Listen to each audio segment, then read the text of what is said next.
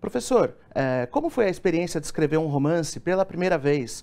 Quais os principais desafios nesse caminho? Como foi o processo criativo? Conta um pouquinho pra gente. Não, foi uma experiência muito interessante, muito diferente de tudo que eu tinha feito antes do ponto de vista literário, né? Porque eu escrevi livros de ciência, né? Livros de neurociência para o público em geral, mas na ficção científica você pode adotar um grau de liberdade muito maior e você pode explorar cenários que, evidentemente, você não consegue descrever na literatura científica, né? Por ser um ritual completamente diferente.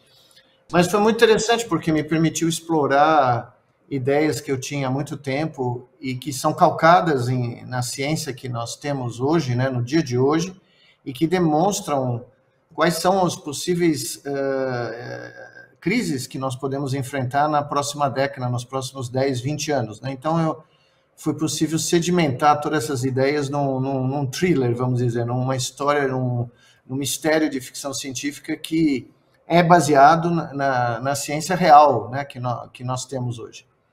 Sim. O professor chegou a comentar que o livro trata desse momento onde diversas crises diferentes elas chegam em um ponto culminante, né? E o senhor também chegou a dizer que ampliou a sua produção literária durante a pandemia, ampliou sua coleção de anotações. Então, e a obra atual tem algum reflexo disso? Existe alguma relação da obra com o contexto da pandemia em algum grau? Não, sim, a pandemia me permitiu concatenar muitas ideias, né, dessas potenciais crises, dessas potenciais ou desses potenciais desafios que a nossa espécie vai enfrentar nos próximos anos, né? Então, e também foi possível ver como é que o mundo estava reagindo a uma situação crítica como a pandemia e usar isso como parâmetro para eventualmente o que pode vir a ocorrer, né? Se essas crises, como o senhor falou, confluírem, como eu imagino que a chance existe, que elas todas ocorram ao mesmo tempo. Né? Então, a pandemia foi um grande ensaio para testar alguma dessas ideias. Né? Uhum. E como pensador do cérebro humano, da mente humana, faz uma breve avaliação dessa reação da sociedade em relação à pandemia e como isso poderia ir para outras crises. Não, eu usei argumentos que eu tentei transmitir durante a pandemia, durante o meu trabalho durante a pandemia, né, de mostrar como as fragilidades que foram criadas pelo mundo moderno e foram quase que ignoradas ou deixadas de lado, passaram a desempenhar um papel fundamental, por exemplo, com o espalhamento do Covid, né? Uma pandemia que ainda não acabou. Como a gente está vendo, nós estamos tendo um ressurgimento de casos em todo o mundo, mas, evidentemente, o Covid colocou a sociedade moderna em xeque. E no caso do meu livro, eu mostro como existem outras crises sendo construídas no background, né, sem a gente prestar muita atenção nelas, que estão confluindo e que podem ter uma magnitude muito maior do que a pandemia de Covid, né, o que pode soar meio assustador nesse momento, mas é absolutamente calcado em análises de risco feitas, né, pela NASA, por várias entidades mundiais que veem essas possibilidades, não todas juntas, né, como eu coloquei no livro, mas, evidentemente, na ficção científica você tem a chance de elaborar um pouco mais e complicar um pouco a narrativa, né? Uhum, com certeza.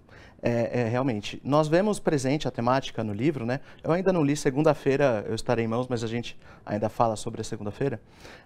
Nós vemos essa temática tão cara, essa obra que relaciona tecnologia, civilização humana, sociedade. Então, existe algum certo objetivo ali também de trazer um alerta aos leitores? Como você vê o impacto do livro, a expectativa do impacto?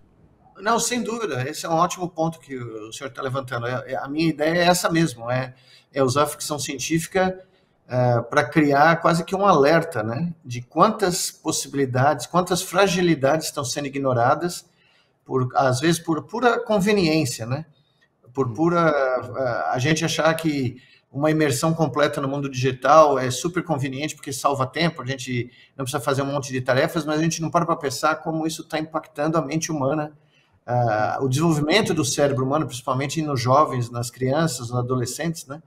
Mas o livro vai nessa direção, sim. Ele me permitiu falar de ciência num nível muito alto, num nível muito fundamental para a nossa espécie, numa linguagem acessível para qualquer pessoa, né? Porque as pessoas têm muito receio de ler livros científicos, né?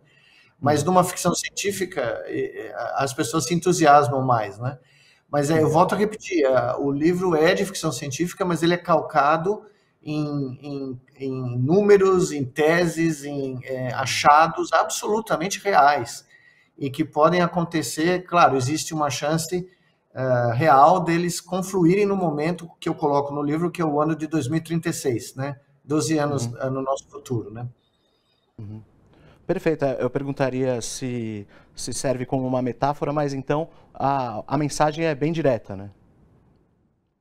No começo do livro fica bem claro que o contexto, né, do livro, as pessoas vão reconhecer o mundo atual muito rapidamente, apesar dele se passar em 2036.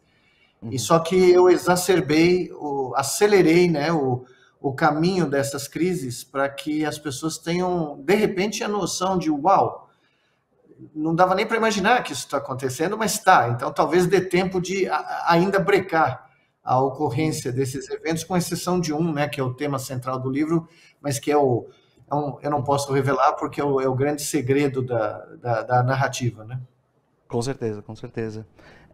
O professor, mudando de pergunta, o professor afirma que o tempo é uma criação da mente humana, né?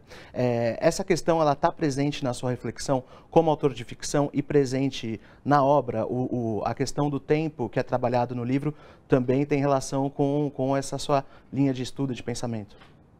Assim, não, o livro, para quem leu o meu último livro de ciência, de neurociência, O Verdadeiro Criador de Tudo, é quase como uma introdução ao livro de ficção científica.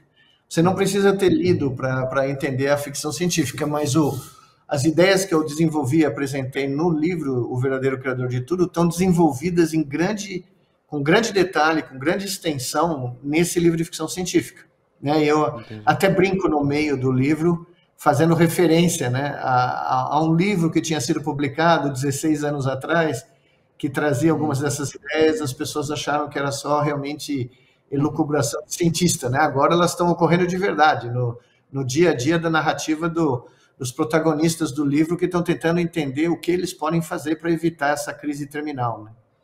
Sim, sim. E falando um pouco sobre a sua referência, o estilo e temática de livro, você tem alguns autores que te inspiraram nessa caminhada para escrever um romance, falando sobre essa questão de ficção científica? Me lembra muito o Asimov, a Fundação. Tem algum toque disso?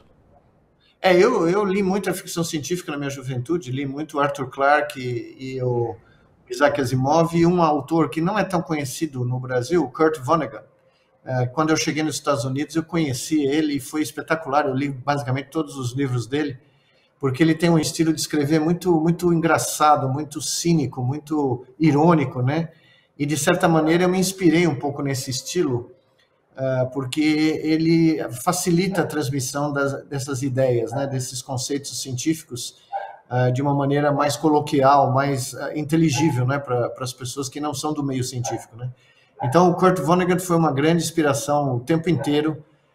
Dos 5 anos que eu levei para escrever esse livro, eu sempre voltava para alguns dos livros dele para refrescar a minha memória do estilo de escrever dele, né? Então, acho que as pessoas que conhecem a obra do Kurt Vonnegut vão reconhecer a semelhança do estilo desde a primeira linha do primeiro capítulo. Legal. E, professor, tem ideia de futuro?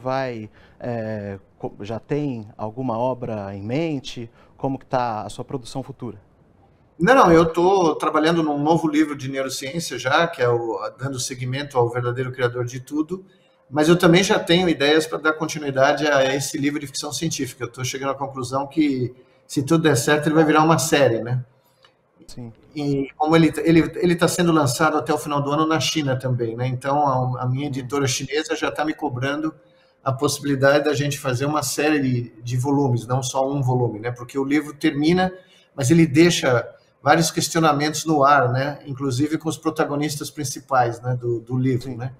Então, eu acredito que é possível sim que eu tenha o segmento dessa história, né?